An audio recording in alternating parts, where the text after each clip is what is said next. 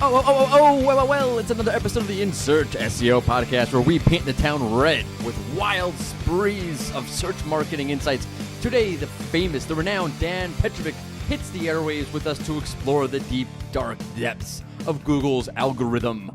Is there something new brewing within Google's algorithm? Are Google's confirmed updates a red herring that distract us from the even bigger algorithmic changes that are happening? And what's the best way to approach a Google update? Plus, we look at rank stability trends over the past few years to see if maybe something is a brewing. I am your host, Morty Oberstein, and I am joined by she who is full of life and joy, Sapir Carabello. Aw, thanks, Morty. I expect such an introduction every week from now on, FYI. And I shall provide such a robust and fulfilling and rewarding introduction for you each and every week, I hope. No pressure on me to find, but it's always hard to find a good introduction for my co-host. I do spend time on it, trying to figure out. I have a whole list of adjectives. I got the word out that I go through. Believe it or not. Really? Yeah. I have a whole thing. I have a whole method to my madness. Okay. Yes, true. And you didn't really need to know that. You probably don't even care. All right. Before we move on, we release a new episode of the In Search SEO podcast each and every Tuesday. You can find it on the Rank Ranger blog. You can find it on SoundCloud, on Spotify, on Stitcher. And, of course, you can subscribe on iTunes. So please subscribe on iTunes. And before we continue, I must pay homage to my employer, Rank Ranger. Did you know that you can see your competitors' top rankings and if they're actually showing above the fold, and if you're actually showing above the fold with Rank Ranger? Yes, you can, believe it or not. And believe it or not, by the way, and I've shown this in many, many blog posts, just because you're number one on the SERP does not mean you are above the fold, believe it or not. Do you believe that? Well, I said it, so it must be true, right? That's what I tell my wife, but she doesn't believe me anyway. Okay. gee, I wonder why. Yeah. So we got a big time show for you today. One of my favorite topics, Google algorithm trends, with one of my favorite thought leaders, Dan Petrovic. So let's do a little precursor to that. So during the interview, which you'll hear in a few moments, you're going to hear us talk about that Google's been a little bit quiet lately, and at the same time that perhaps something ill-defined seems to be brewing. That's a bit of a contradiction. Right, so that's the whole problem. So I'm going to try to... I thought I'd explain it a little bit. I can't speak for Dan. Of course, I can only explain to you my thoughts behind how to balance off that contradiction. So I guess we're going to speculate a whole hell of a lot for the next few minutes, okay? Because we're going to go read between the lines, folks. We're trying to explain what's really happening with Google, its quietness, its eerie quietness, and what might be behind that. So hit that really enlightening reading between the lines segment music, please, Mr. Editor.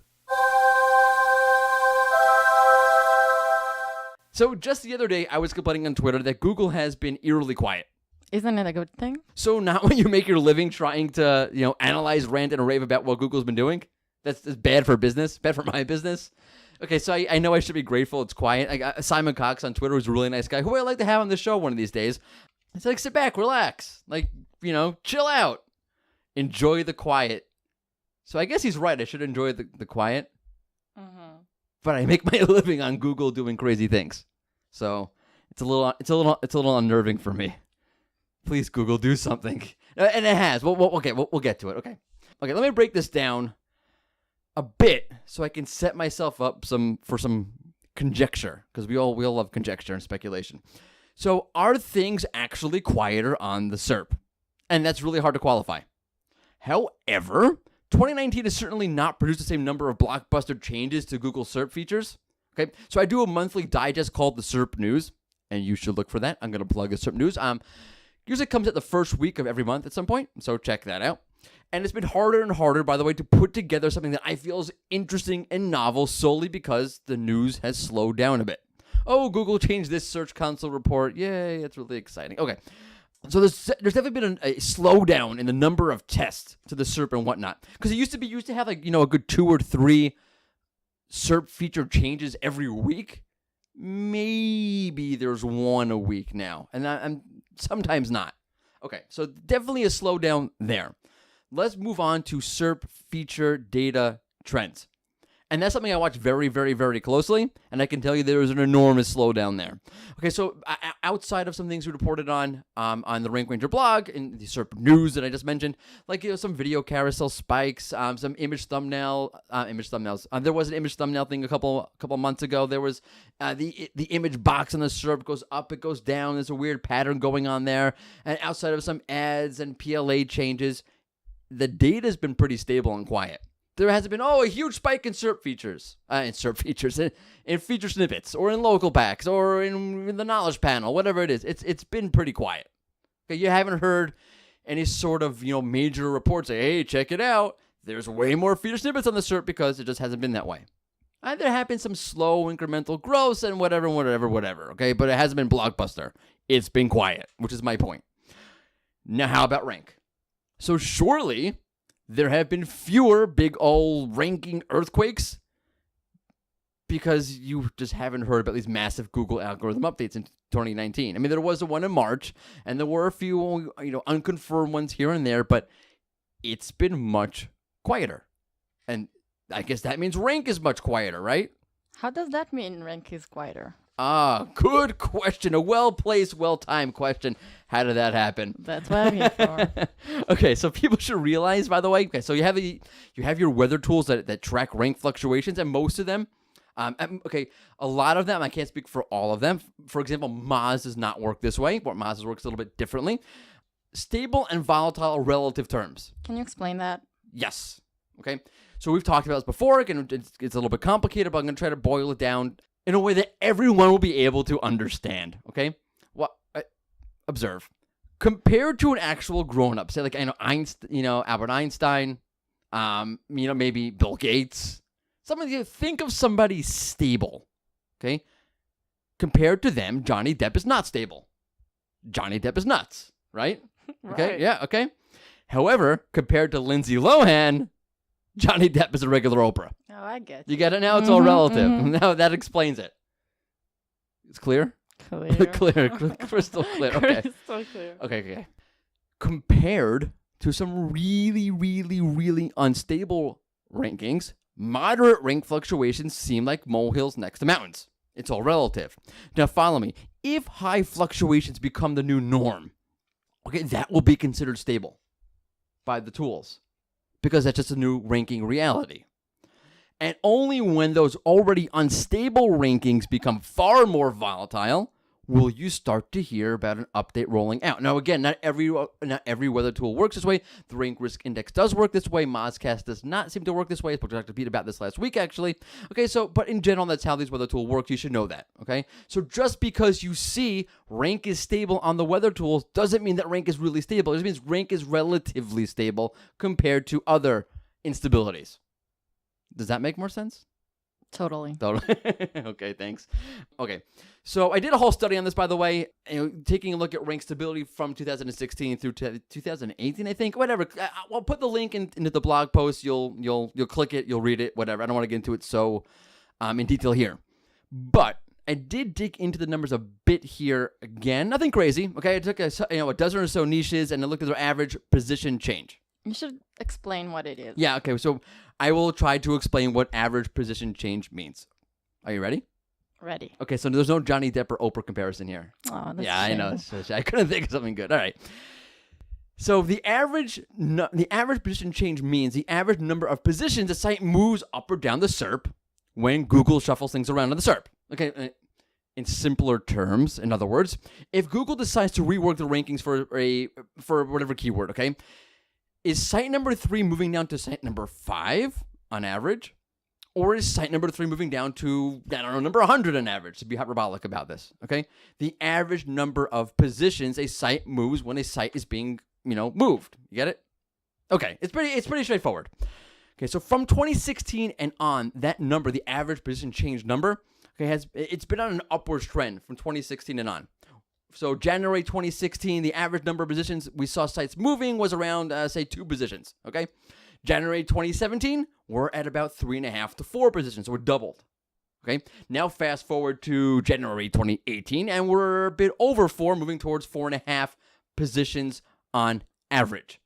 Now, the medic update was interesting because the medic update pushed some of these niches towards an average position of about 5. Okay, you get where I'm going with this? Right on. Right on, okay? So, after the medic update, something weird began to happen. The numbers started to drop. Okay, so you see this upward trend.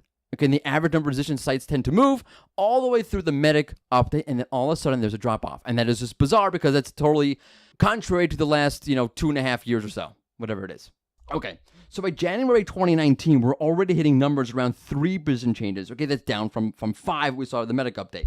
The trends data is very, very clear. You get a vivid downslope. Okay, the average number of positions has started to fall back down. Now it spiked a bit, between the March 2019 update, and it's gone up just a little bit since January 2019. Fine, okay, but overall, it's still on a downward trend. And at the start of May, the average number of positions, sites tend to move when they're on the move is about 3.5 positions. Okay, so we're still well under the 4.5 we were seeing. Okay, so rank, in other words, to put this all simply, I could have just said this in one simple sentence. Rank is more stable than it used to be. But of course, I like to complicate things. But I like to give you some data as well. So there you go. Okay, rank is more stable, at least in terms of this one metric. Okay, I'm not talking about a comprehensive deep dive. I literally spent 15 minutes looking at a couple of niches. I remember more like a half hour, 35 minutes, maybe 45 minutes. I lose track of time. Okay. Which is weird, by the way, because of machine learning, right? You would think there would be a constant state of fluctuations, there'd be constant change because machine learning is constantly learning, because that's what machine learning does, and it's constantly recalibrating, constantly changing, constantly reworking the SERP, okay? But it hasn't been, at least to the extent we've seen in the past. Now, here comes the conjecture. Yay! And here I'm going to take a sip of coffee because I'm losing it. Okay. Here's where I'm speculating, and I love good speculation because it's juicy. Okay, we know you do. Yes. I'm famous for it. When you think of Morty, you think of conjecture and speculation as opposed to hard set facts. Yeah. Yeah, great. Totally. That's the exact association I want for myself. Okay, so I think Google's figured it out. So follow me here. 2016, rank becomes more stable. I'm sorry. Rank becomes more unstable, right? Far more unstable, which makes a good deal of sense because rank brain comes into the picture and starts to help Google figure out what's relevant and what's not relevant. And because it's a machine, I'm a machine. By the way, Terminator 3 comes out. They're making a new Terminator. It with Arnold Schwarzenegger that follows Terminator 2. You don't know what I'm talking about, do you? No I'm idea. totally geeking out. There's a new Terminator movie coming out. Check it out. It's going to be awesome. I'm totally geeking over this. You're looking at me like I don't know what you're talking about. Oh my God. I'm like, last week it was Jumping the Shark and Happy Days. This week it's Terminator. All right. Google's machine learning properties need to learn because that's the whole point, okay? And I think what's happened is it has taken about 3 or so years for it to learn. In other words, I speculate that we're at the point where Google's machine learning has learned enough not to have to undergo extensive recalibrations. It's adjusting all the time, but not to the same shocking intervals that we've seen in the past, okay? In other words, the adjustment is that's being made are becoming more and more and more refined. And in the process, okay, there's less bumps in the road, so to speak.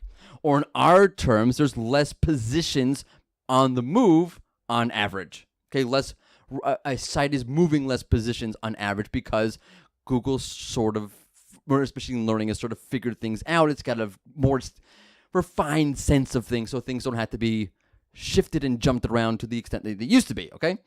All right. So now that's the quiet. Okay, that explains the quiet. That explains why things are not jumping around the server as much as they used to be. But that doesn't mean something's brewing, does it? No. Okay, so how do I get to there? You following this path of conjecture? Okay. Rather, what I think happens is with Google is that one milestone begets another one. Okay, as Google and its machine learning has reached a certain milestone of stability, it puts another milestone in reach, which makes good sense. Okay, and I think what you're seeing is that the way Google is better understanding the finer points of entities, and Google's understanding your relevancy much more, and it's able to understand super synonyms in ways that it wasn't in the past, wasn't able to in the past. I think with that's putting new milestones in reach, okay? So let's go full-on crazy here and suppose that Google is sort of like the Marvel Cinematic Universe. That one phase begets the next phase. And if Google has reached a certain pinnacle via its machine learning, then it puts the next pinnacle in sight. It allows Google to reach the next mountaintop. And doesn't that sound inspirational? Did you really just compare Google to the Avengers? Yeah, why not? Just checking. Okay. I think Google, like Marvel, and I won't spoil Avengers if you haven't seen it yet. I haven't seen it. I'm Don't going to totally tell you, dare. okay? Thanos did it. I ruined it for you. You haven't seen it? I haven't seen it yet. Oh God! Some people are busy, you know. I'm gonna ruin it. Can I spoil it? No. All right. Okay. Deep breath, because you're just blowing my mind here. Okay, you don't. At first it's the Happy Days thing, then it's Terminator. Now you haven't seen Endgame yet. Okay. I'm just gonna move on. I have a life. Oh, and I don't have a life? I have 4 children. My wife, like, where do you watch all these movies? It's like 3 o'clock in the morning. Anyway, I think Google's entering a new phase like Marvel's entering a new phase, okay? Meaning this quiet on all fronts, be it search feature changes, be it search feature data trends, be it Google algorithm updates and rank and whatever, is all the calm before the storm. Okay, think of it like this, okay? Think about all these, these whacked out, crazy ass Google bugs that we've been dealing with for the better part of 2 months, okay? When do you have bugs in the system? Okay, well, think about it. You have bugs in the system when you have something new that you've built that hasn't been worked out yet. So all this quiet combined with all these Google bugs, in my mind at least, means, and of course I'm speculating, and there's various theories back and forth. People think that's a manual error that somebody made. There's all sorts of theories, but to me, a series of bugs, one after the next, usually happens when you've built something new, some new infrastructure, whatever it is, and you haven't worked out the kinks. Okay, so you have all this quiet, you have all these bugs going on at one time, right? Okay, and I think, okay, to go full on conspiracy theory, right, that you could even argue that all these Search Console updates that's been happening are paving the way for a new paradigm. Ooh. Okay, in other words, all this quiet that we've seen combined with the Google bugs mean that Google's been laying off, Google's been quiet, Google's been hiding and hibernating because it's working on something big. Mm-hmm. And this big thing is causing tons of bugs, right? Right. And to pave the way for this big thing, to make sure that everyone has the data they need and they're tracking the data the right way, Google's updating Search Console all the time. Okay? Now, look, you have the new mobile SERP, new paradigm of the mobile SERP. So tell me I'm wrong. Okay, tell me that there's something new is not happening over at Google. That all this quiet we've seen is just the quiet before the storm. You have a brand new mobile SERP with a colorless ad label that blends right into the organic results. Okay, you have freaking favicons on the mobile SERP now, for crying out loud. And by the way, the URL is not black; it's not green anymore. Okay, it's a new. Sometimes when something looks a new way, it's reflective of a deeper change, right? You change your personality, you work on yourself, you've morphed and evolved. Sometimes you actually change your physical look, right? Sure. Yeah, makes sense. Okay, Google has been, I think, working on something for a long time, which explains all the bugs, explains all the quiet, and that the mobile SERP, the outer layer, the redesign, is reflective of that. Okay, so long story short, and I think that there's a lot of signs that saying that there's change on the way in a big way. I think there's something very ill-defined brewing. And I think all this quiet in terms of rank and all this whatnot and whatever, combined with the new mobile SERP, means something big is on the way. And of course, it's speculation, and of course, it's conjecture, and of course, this is, by the way, has to be the longest intro to an interview you've ever heard. Okay, so if this is not the longest interview, if this is not the longest intro to an interview you ever heard, I don't know what is. So I think I'm done, okay? I hope you're certainly in the zone. I hope you're now in the mood to explore Google's algorithm with Dan Petrovic. Cut one. Welcome to another InSearch SEO podcast interview session. Today we're going to go deep into the Google algorithm, and we have an all-star to do that with. He has spoken at every search conference you can possibly imagine. He has written about every search topic you can possibly imagine, and he is the managing director of the John Marketing out of Australia. He is Dan Petrovic. Thank you so much for coming on. Pleasure to be with you. So I have to ask you before we start, from one bearded man to another, how do you get that perfect chin strap? Because I would totally mess that up. I think it's the simplest possible method that I use. Just the usual plastic disposable shaver. Right. And not too much fuss. Just zip, zip, zip. And I think it's just maybe I'm talented. I used to do painting in school. Okay. I think you're talented because I would most definitely mess that up, without a doubt. I don't. I don't try. Okay, so let's go deep into the algorithm. There's so much I want to talk to you about. Let's kick it off with EAT. Yes. Where do you stand in the whole EAT debate? I mean, I don't mean in regards, there's no one-to-one match between the quality rater guidelines and the algorithm. What I'm referring to is more of a general thrust.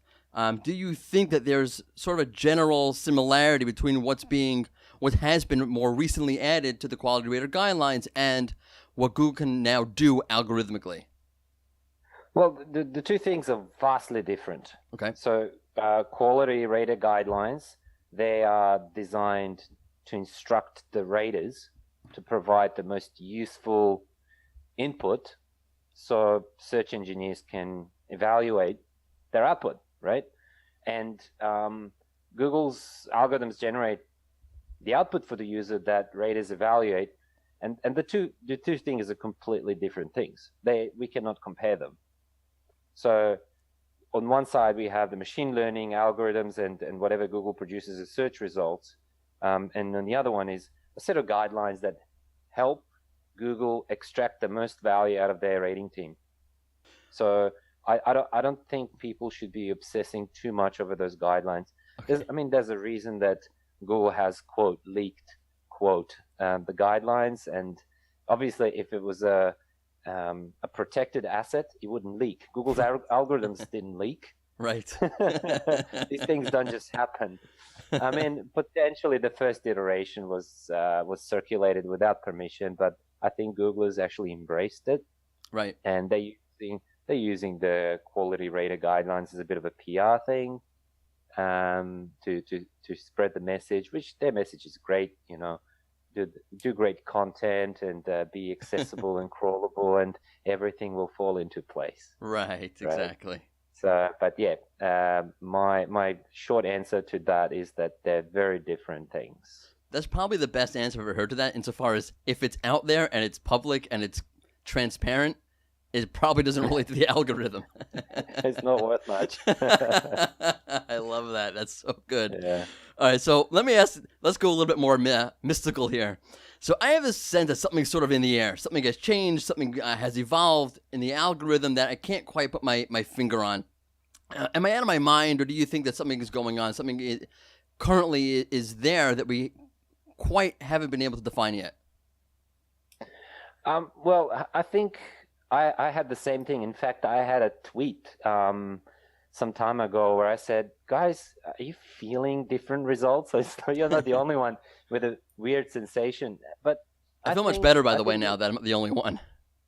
Yeah, Google, it's those people who are involved with search. We search so much, and we do all these fancy queries, and we know what to expect out of Google. I, for example, have one very long structured query that I hit every day. And this query is my personal brand and brand reputation management monitoring tool. I don't use any fancy tools. It's just a query with a lot of pipes and conditions and exclusions, and it's quite a monster of a query. So I hit that one every day, and interestingly, the changes in those results actually give me a pretty good finger on the pulse. So one thing that I did notice is, you could argue that the results have vastly changed from Hummingbird, for example. The accuracy, the preciseness, when the unsupervised machine learning came into action with Google, they suddenly started showing not just search results, but what they consider, I guess, search vectors, directions of users. So this creates a problem for very complex queries, because Google is serving users what Google thinks users want, and not what actually users want. So if you have a power user in Google who knows what they want, and they have a very structured query with very set expectations, Google will start just ignoring. So this is kind of a recent-ish occurrence that Google just keeps dropping terms. It's like, nah, you don't need this word in your query. We're just gonna leave that out. They give you the option to put it back in. But they're like, yeah, we're just going to ignore everything. We're just going to put that particular query out, and you can put it back in if you like. I think I spoke about this phenomenon a few times already, and I like it's basically in parallel with Microsoft's Clippy. Do you remember Clippy? No. You start No. writing something in Microsoft Word. And Oh, it says, you're right, Clippy. right. That's The right. paperclip It says, guy. I forgot his it looks, name. Right. yeah, it would always start with, looks like you're writing a letter. And I never wrote letter. Right. It was always an assignment or a document or something. I hated that guy. So it's like Google keeps suggesting to users what they are doing instead of the old school Google. So, and one of my suspicions is that Google, as it is now, how it runs and how it outputs the results, is kind of a light Google version, Google Lite. Google that saves resources, Google that doesn't show too much, the Google that doesn't go too deep, very optimized for saving resources and time on Google's end, server time and everything else that goes with that. I mean, Caffeine and Hummingbird and all sorts of technologies have been implemented to fast forward and speed up and make everything better, but not necessarily to save Google's resources. In the past, they've opted in for older machines and lower end machines in favor of better quality machines because they can just plug it out, throw it in the garbage, and put another one in. So, if I had this sort of weird feeling, suspicion thing happening right now, it would be that Google is running on a lot less resource than it used to. Fascinating. I'm just going to label it Google Lite, I like that. And it's kind of a pushy Google as well. The Google that tries to hone you in a particular direction of your research, which can be quite annoying for power users. Right. But I'm sure for 90% of the user base that Google actually cares about, it might actually be quite useful. That's always the issue. What we complain about is usually really helpful to most people. Yeah. And that's where the quality rating guidelines come in, and the quality raters, they are the ones assessing, is this good or is it not good? So I would imagine not just SEO people and marketers, I would imagine academics, researchers, anyone who's taking their search queries seriously would have noticed the drop in quality of the results and the ability to get to specific results, because it's always trying to shove you into a certain direction that it thinks. It's funny to frame Google in such a way that it thinks about something, but it's not quite there yet, but it's almost there. It forms, I guess, whatever machine equivalent is of an opinion, right, what a user is after, and starts offering that. It's trying to be helpful, but it's annoying a portion of its users, including us. Exactly. Do you think that that's ultimately going to change? Are they going to? I mean, are they ultimately going to find a way to build in more resources and to go in a different direction with it, or are they going to find a way to actually show you what you actually want as you hone in? It's capitalism. That's capitalism. That's a good answer. Yeah, I think you know the answer to that. Yeah. Minimize the cost. I mean, Google's search is pretty good. It's a pretty good product, but I think Google's objective towards search is for it to be good enough to sell ads, right, to be ahead of everyone else, to minimize competition. And I think unless Google has a serious competitor, which is kind of hard to imagine, it's sort of saying, okay, is there a serious competitor to an operating system like Windows? Right. And then luckily, Android happened. A serious operating system, you could say, with a bit of a totally different angle. And can something overtake Microsoft Office? And then Google Docs happen. Right. Outlook, Gmail. Obviously, they're chipping away and trying to carve their way into all these markets. But for somebody to replace Google in the same way that Google's been trying to replace Microsoft and others, it would take a small wonder for that to actually happen. But I have my fingers crossed, and I think it'd be a good thing for the users, because we'll see a better quality of Google's results. We'll see a lot more research being implemented, a lot more innovation. But I don't think Google's resting on their laurels. I think they're quite still quite agile and still innovative, and you can see it through all their research material that they're publishing and academic work that they're doing, patents being filed. So I think they're still going in the right direction. I don't think the Google Lite's going to change. I think it's going to get smarter, but the resource saving a part is here to stay, I'd say. That is very interesting. I mean, first off, it is interesting that they do take such a aggressive or energetic stance into doing more development, considering their market share in search. But yeah, I never really considered the resource saving as being such a high concern for them, but it makes a lot of sense. Definitely makes a lot of sense. When you think about the changes that they've made in the past, the traditional PageRank calculation process. I don't know if you're old enough to remember the Google dance and all that old school stuff that older generation used to go through and rack their nerves over. But so Google would actually have to recalculate the entire web index to recalculate and derive the new PageRank values for literally every page in their index, for every URL in there. And that's crazy. Since then, what they've done is kind of like, instead of having this one ripple of calculation, they're having multiple ripples happening at the same time. So PageRank, in a sense, is calculating from multiple points and not in sync with each other, and then kind of consolidating in real time, which is a fabulous invention, I think. It's very interesting. I would imagine it's a lot more cost effective to do that a lot faster. So caffeine, and then when Hummingbird was implemented, that I think was the start of here's what we think you need kind of thing. And it's not that new, actually, not anymore. I mean, they've definitely got more efficient in terms of their data centers, what they can do, how they can push things out so quickly across the world. It used to be what they had to. There would be a delay if you pushed out from one data center to the next data center. Now it's pretty much instantaneous. They've definitely gotten more efficient. Oh, you do remember? Yeah. Let me dive into something a little more current or recent.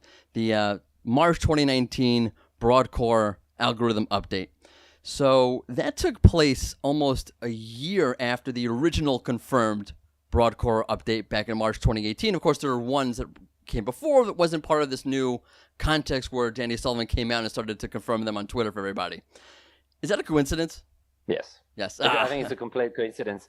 I mean, it's either a coincidence or is there like an internal reason for Google to release it on such a date, like a technical advantage or internal schedule? Otherwise, I don't see why they would schedule it once a year. I think it makes no sense. No, the only thing would be there's like a certain recalibration that's set up at certain intervals. That was the only thing I was thinking. A yearly interval is light years. I don't mean yearly. I mean, I'm curious to see if you have another one come up in August again. There wasn't one in April. That would be. Right, there wasn't one in April, so my theory is already a little bit shot. But okay, I was hoping. On that on that update, so there was a strong consensus among some that there's a relationship between the Medic update and the March 2019 core update. The data we saw showed that there were some sites that were hit in the Medic update that saw a slight rebound during the March 2019 core update. To me, that wasn't enough to say there was an essential correlation between the two updates, but do you think there was some sort of relationship between them? The March update wasn't as strong as Medic. No, not nearly. The Algorithmic data shows that. And one interesting thing is that everyone was like, Medic. Medic wasn't a particularly exciting or strong update.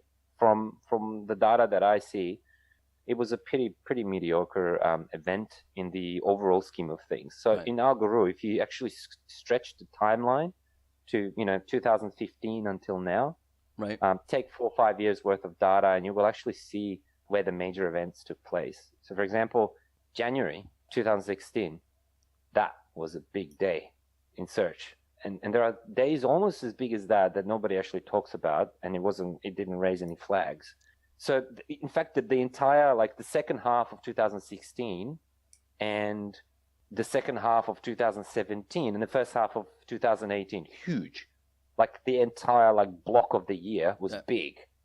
The results were very, very different day to day. So what happened is, if you compare that period of time against the last 12 months, have been boring. Right. Absolutely Nothing boring. has been happening. Yeah. So the biggest update that I ever saw in the entire history of tracking was actually 14th of September 2017. And it was for mobile. So if I go to Algorithmic, switch to mobile, go to September 2017, huge day. Absolutely massive. But nobody analyzed. We don't know what happened. Exactly. So you sort of beat me to my next question.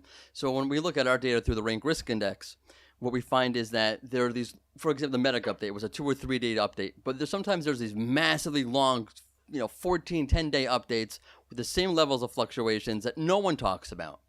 Or you'll have stretches where there'll be 3-4 day update, another 3-4 day update, another 3-4 day update after. And there's these long periods of intense algorithm rank fluctuation increases that no one talks about. Are people, I know your answer at this point, I'm going to ask it anyway. Are people hung up on these confirmed updates? Because really, in my mind, these confirmed updates are as powerful as your average unconfirmed update. I mean, when we see these big days in SERP volatility trackers, the only thing we can tell is that something took place, and we could see anecdotal evidence of things happening. So for me, I guess I look at the whole thing in a more or less a binary way. I try to simplify things. Yes, I do have the winners and losers, and we could try to figure out, why certain websites went up and why certain websites went down. But speaking to some of the Googlers, I understood that even they don't have a simple way of telling why a particular result is on a particular spot. They have to reverse engineer their own results in order to really get to the bottom of it. I'm sure they have little, extra metadata on top of their search results as part of their, framework. But to actually truly understand why a certain result appears somewhere, they will have to backward analyze the whole thing.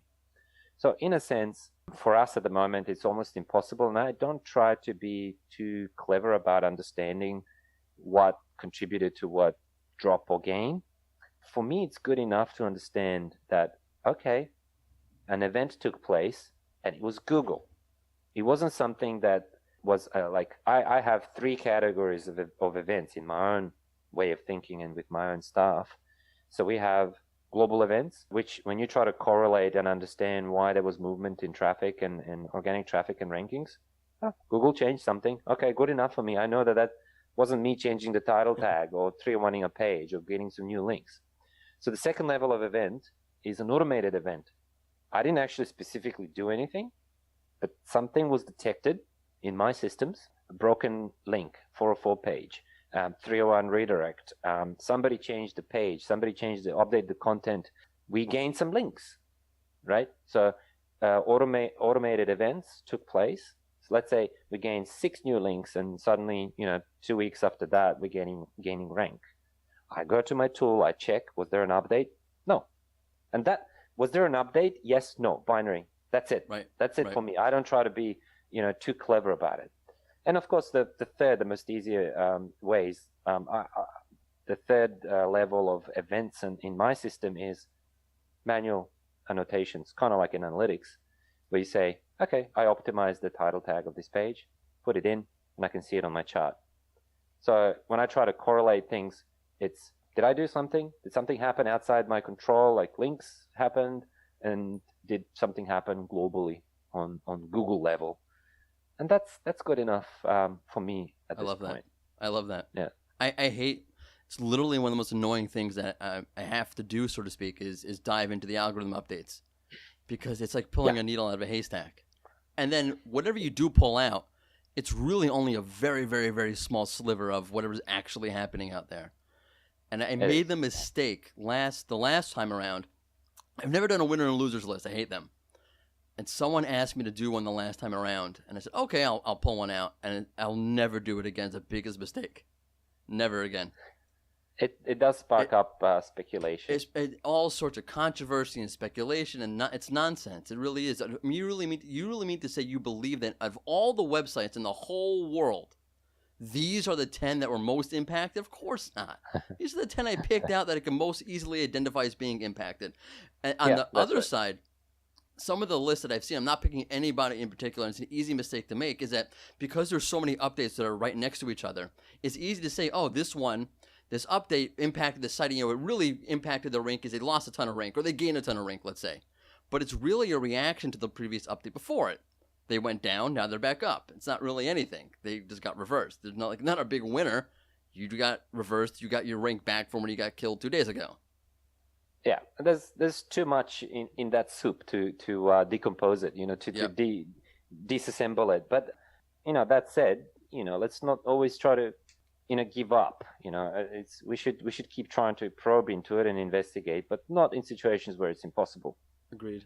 That's why I said, a big day in Google, I just try to correlate it and understand, is it something that Google did or is it something that we did?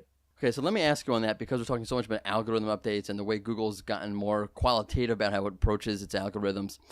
Do you think ranking factors still hold the same weight? Meaning, go back a couple of years, the idea of honing in and finding which ranking signals are being weighted more heavily than other ones was such a big part of the SEO conversation. But with Google being more, let's say, holistic about things, does diving into understanding the weighing of the various ranking factors have the same effectiveness? Did it ever have the real effectiveness that we thought it did?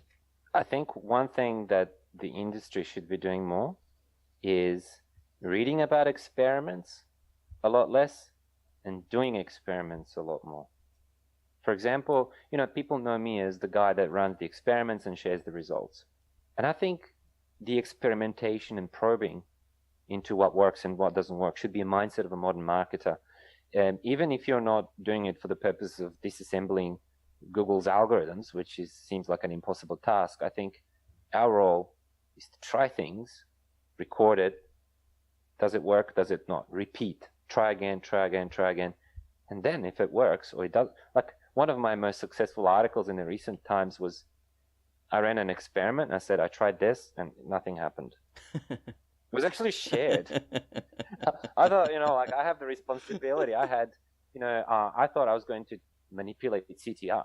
Right. And try to gain a bit of rank that way. So I did it. I sent some, what's it called? Amazon's Mechanical Turk traffic workers did it. And I said, no, didn't work. And then others joined and said, well, yeah, that's because you use Mechanical Turk. If you had a diverse worker force and if you had, that's conversation is going, right? Right. But I published the result that said nothing happened. And that's good enough for me because I would have, now they don't need to try it because it didn't work for me. Some people try it and they say, well, it worked for me. And I'm like, all right, well, let's all repeat the experiment. So I think our industry should not give up, whether it's ranking factors, whether it's, what works, what's a particularly good, well-structured title tag? Have there been any scientific, or not scientific, but like data-driven studies published that show that a particular phrase or a symbol in a title tag work particularly well? In which context? We know that PPC industry is doing it, right, but SEO industry is kind of lagging behind in all these experiments and optimizations and things. That's true. As far as ranking factors, of course, I love that sort of stuff, and I say, and I urge the industry not to give up. Keep testing, keep trying, keep probing. Every little bit of knowledge we get, we can help our clients with. We're not doing it. I mean, it's kind of like become a personal game. You want to know. Yeah. I think it's ultimately about being equipped to help our clients as best as we can. So it's for a good cause. We will soon have less of a bottleneck, less of a barrier to entry for machine learning. And once machine learning and all these advanced tools become available to us, and once marketing industry matures and everyone has access to it, I think a lot more powerful probing will be done towards Google's algorithm. And I'm excited to see what comes out of that. Yeah, it'll be a lot more specified also because you have so many different contexts. You have this type of site within this type of niche, within this type of sub niche performs differently for this site, which is in a different niche, which is in a different sub niche. So being able to automate these things opens up a ton of doors to what you can do for specific pages, let alone specific niches. Yeah. Okay. So before we move on to another segment, let me ask you about authority, because if we're going to talk about the algorithm and Google's qualitative advancements forward, one of the things that fascinates me is the idea of a site's authority in the eyes of Google. In other words, if Google's taking a more qualitative approach to how it understands everything, content, everything and everything via machine learning and so forth, how does it impact how Google looks at a site from the lens of authority? I mean, they couldn't have been any clearer about how they look at websites. They said they don't. They look at pages. Okay. So Google's been saying, we don't look at website level, we look at page level. And of course, pages are interconnected. If it's a single website, pages are interconnected. So they, by default, form a unit. Right. and they all benefit from each other.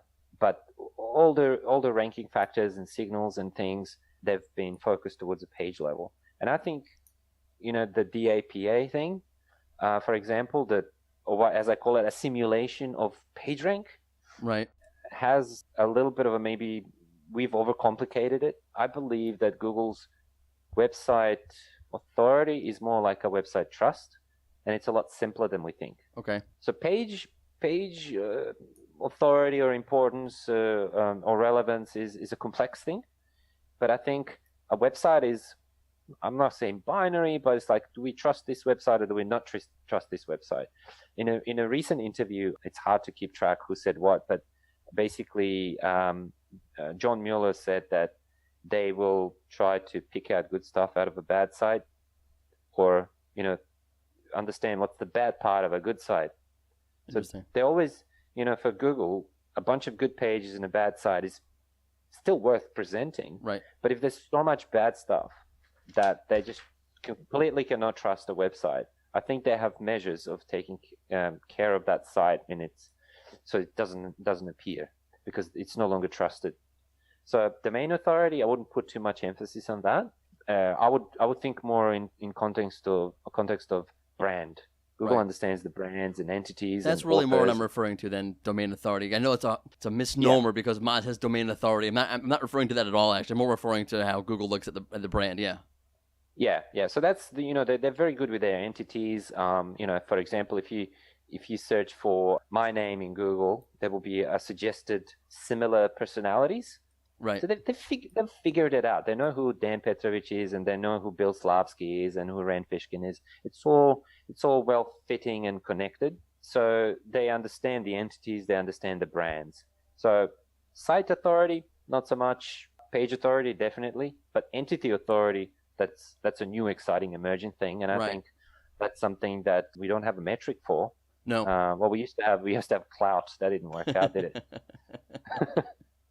No, but it's a really fascinating development, because the way that they're able to understand an entity. I saw one recently. I don't know. It's an American football team that I'm fond of, the Pittsburgh Steelers. So they're famous for their wide receivers. For those who don't follow American football, those are the guys who catch the ball. So in the knowledge panel now, only for a few teams, they have a carousel of the famous wide receivers for that team. But they know which teams to show it for and which teams not to show it for, and that blew me away. That's very clever. Yeah, interesting. Okay, so I appreciate all of your insights and all of your wisdom, and now I'm gonna play a little game with you, if you don't mind.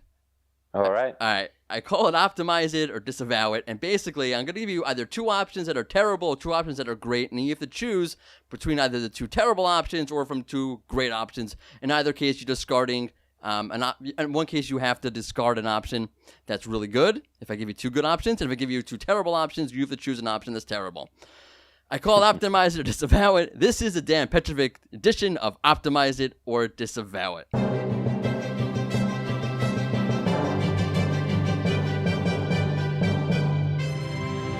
So I'm gonna borrow from a Barry Schwartz survey that he did a little while ago, where he asked, which is more important to you? To focus on the quality rater guidelines, or to delve into Google's algorithms and pick out information and find that needle in the haystack, so to speak. So I pretty much know your answer to this already, but I'm going to ask you, if you had to choose one or the other one, would you choose going and analyzing the quality rater guidelines and taking their advice and extrapolating from there, or do you try to find that needle in the haystack by analyzing a Google algorithm update? Yeah, so you asked me apples or pears, and I'm going to say flamingo. So I skimmed over Google Raters guidelines. Okay. Because I don't give it too much weight myself. And I kind of do understand that understanding the exact, composition of Google's algorithm is pointless. Right. But my favor is going towards understanding how Google's algorithm works, because that's what my job is. Google Quality Rating Guidelines is a anecdotal document. I read through it, skimmed through it. I am like, yep, tick that. It's all common sense stuff within. But my job is to understand how Google's algorithms work and what makes it tick. And the only way to do that is not to speculate too much. Speculation is good because it gives you a hypothesis, an idea, Right. and then putting things to tests. Running tests, more and more tests, experimentation. People say, oh, it's impossible to, disassemble Google's algorithm. Yeah, perhaps. But I think our experimentation can yield results and discover things that are actually useful for the purpose of what we're doing, improving our clients' websites and making progress. I said it many times, and I'll say it again. We don't have the ability to make it rain. We don't control the weather, but we're the weatherman. We can predict and prepare our clients for the conditions that are about to happen. So I think it's useful to look at the algorithmic updates, and I think it's useful to understand what goes into Google's algorithms so we can prepare for it. But if we compare a simple document like the quality rating guidelines and understanding of Google algorithmic updates through experimentation, it's quite a simple answer. Yeah. Yep. Okay. I had a feeling you were going to go that way with this. Hard to imagine you would pick the quality rater guidelines with your background. All right. Well, I really appreciate it, Dan. Thank you so much for coming on the show and sharing all of your wonderful ideas with us today. You're welcome. It's good fun. Yeah, appreciate it. Take care. And we are back to your regularly scheduled InSearch SEO podcast. Okay, that was the hardest interview I ever did, by the way. Why? Because I had strep throat. I could barely talk. I should have totally pushed off the interview, and I didn't. We were both sick, actually. And Dan, by the way, kudos to Dan, because I could not tell that he was sick at all. Okay, so thanks. I appreciate that. He was sick. I was sick. But he was definitely a much better performer than I was while being sick. Okay. Now it's time to see how knowledgeable you are. Okay, it's not really a challenge. It's more of a way to get your take on things and see how different people see the same issue. It is time for Rank Ranger's InSearch SEO community question, which of course is based on the interview we just heard from Dan Petrovic. And this week's up here, tell them what they've won. What's the most important thing you do when a major Google update rolls out? Right, so you have a major Google update. How do you handle it? So it's the old question. How do you handle, what's the best way to handle a Google algorithm update? But we just want to hear your take on it. What are your thoughts? What are your feelings? What works best for you? What doesn't work best for you? What works best for one person or one site may not work best for another site. So let's hear what you have to say. By the way, before we move on, let's see what you said to last week's question. Of course, last week we asked you one of my favorite questions, actually, because it asked you to get, emotional and vulnerable and in touch with your feelings. We asked you, how do you overcome your limitations as an SEO or marketer? Really, my favorite community question so far. And you guys did not really get in touch with your inner feelings the way I thought you would. I wanted you to go full on Mr. Rogers with me. You do know Mr. Rogers, right? Oh, my God. Okay. All right. Well, Itamar Blauer on Twitter hit me up, and he said, he likes to look at the industry news and look for trends in order to expand his horizon. That's a great way. Someone on LinkedIn, I should have wrote down who it was. I apologize. Wrote incrementally. That's really a real word. Meaning like they in increments gain better knowledge and better understanding. They don't try to do it all in one shot. Right. It's a good piece of advice, right? Go slow. Someone anonymous on our Google form wrote that they like to go to conferences to get out of their bubble. And that's a great way. Conferences So some people have to think about going to conferences. Like, why waste the money going to an SEO or marketing conference or whatever conference it is? One, it's a great way to get free beer. Okay, usually. Or like free, Noted. or free, free whatever. So if you're into collecting free pens, conferences are great. You should definitely spend the, $1,000 on the ticket and the hotel and whatever it is to get some free pens and maybe some free beer. Mm-hmm. Okay. Outside of the free beer and free pens, which is totally worth it in of itself, it's a great way to get out of your bubble and to see what other people are talking about. And at minimum, maybe you won't learn anything new. It's a possibility because you're a super genius. I'm not going to learn anything new, but at least you'll see or you'll hear that other people are facing the same problems that you are. Okay, and that helps you overcome. Sure it is. Yeah, you're looking at me like I'm nuts. It is. The audience understands what I'm saying. They know jumping the shark from Happy Days means. They know what that means. Okay. They are excited that the next Terminator's coming out, and they've already seen Avengers. All right, we're moving on because I'm getting dirty looks. Okay, should we do the news? Do I have a choice? No. No, okay. I mean, you do. You could walk off set and leave me. You do the news. Like my 2-year-old says, in the morning he'll wake up, he'll try to go to the fridge and pull on the fridge door, which we have locked because he'll pull everything out of the fridge. Cute. Yeah, and he'll beg for milk.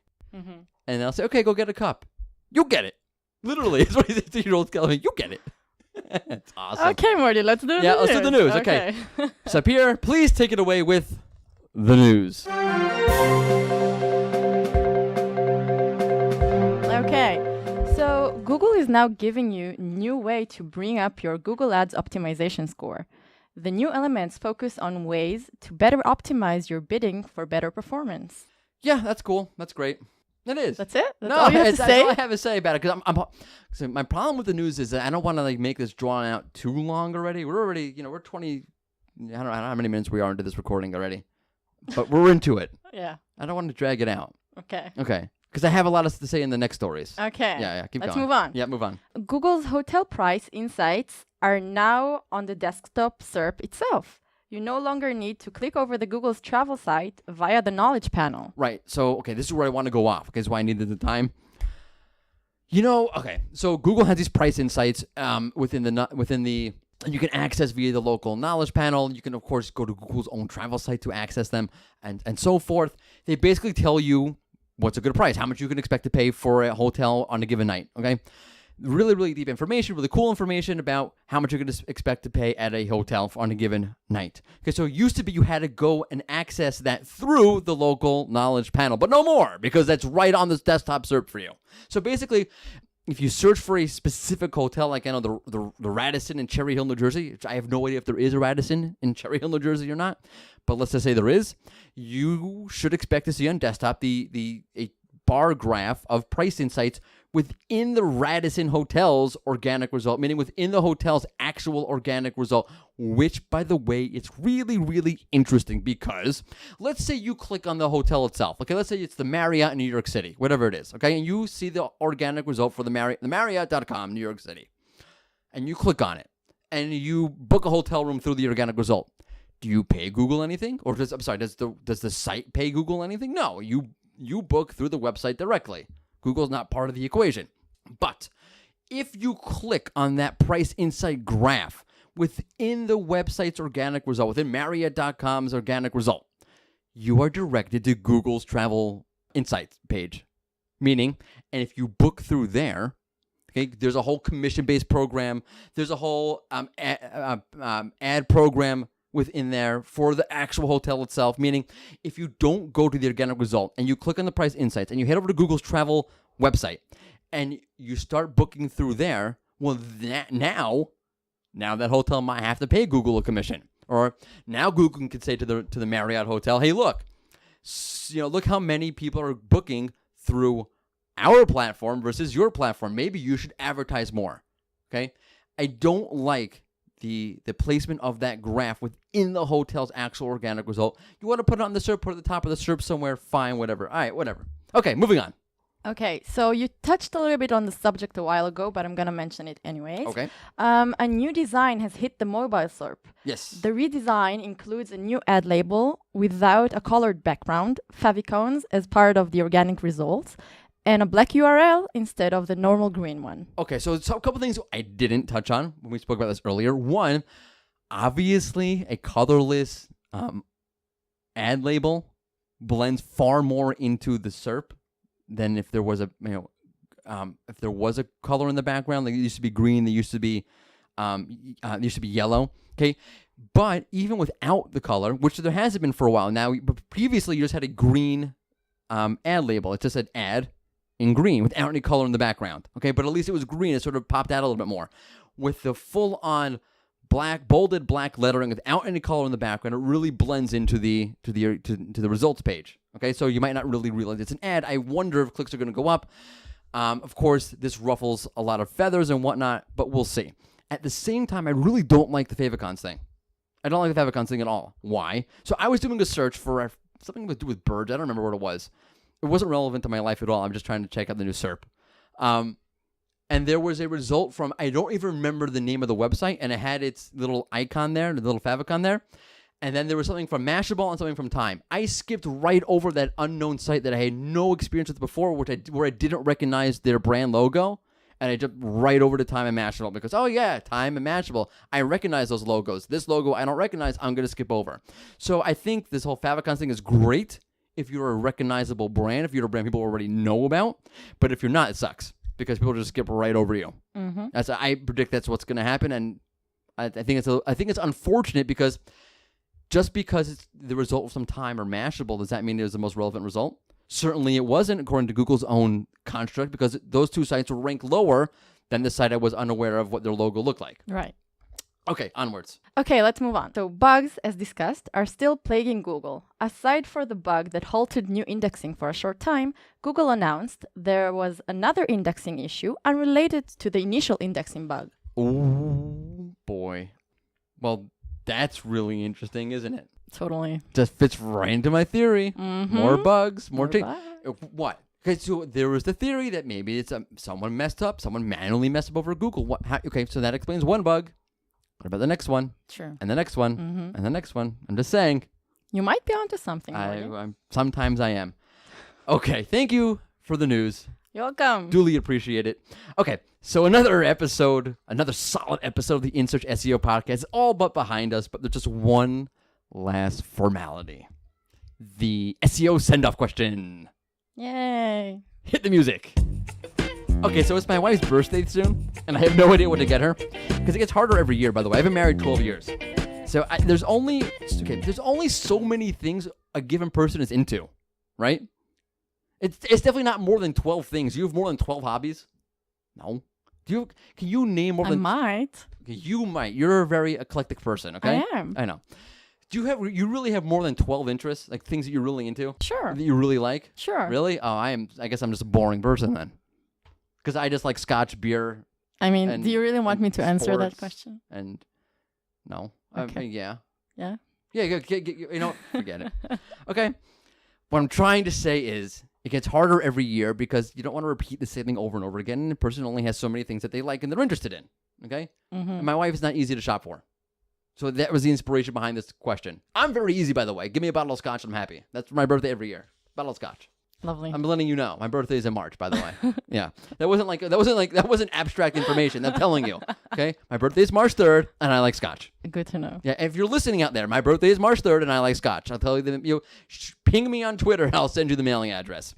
Anyway, with that, okay, my question to you this week is, what does Google buy for their partner's birthday? Because I'm still having a tremendous amount of problems figuring out what to buy for my wife for her birthday. So what does Google buy for their partner's birthday?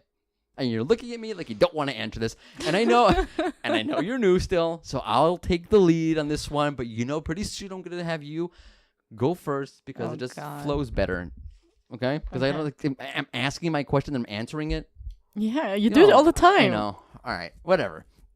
So I think Google buys its partner for their birthday more shopping partners. Because why buy a gift when you can buy the entire store? Get it? Yeah. Yeah, that was corny. It's a good search joke. All right, anyway, what do you think, Sapir? A birthday cake. I have no idea how you come up with these crazy questions. Just pointing it out there. I already told you how I come up with this question. I was having a hard time finding a gift for my wife, and I thought, right, yeah, what would Google buy? Got it. But I know what you mean. You don't literally mean, I don't know how you come up with these questions. You mean like these questions are crazy. How do you come up with these things? Indeed. And indeed, that is our episode for today. Thank you so much for joining us. Join us again next Tuesday for another episode of the InSearch SEO podcast. And don't forget, it's in search because we're all in search of something. Take care. Take care.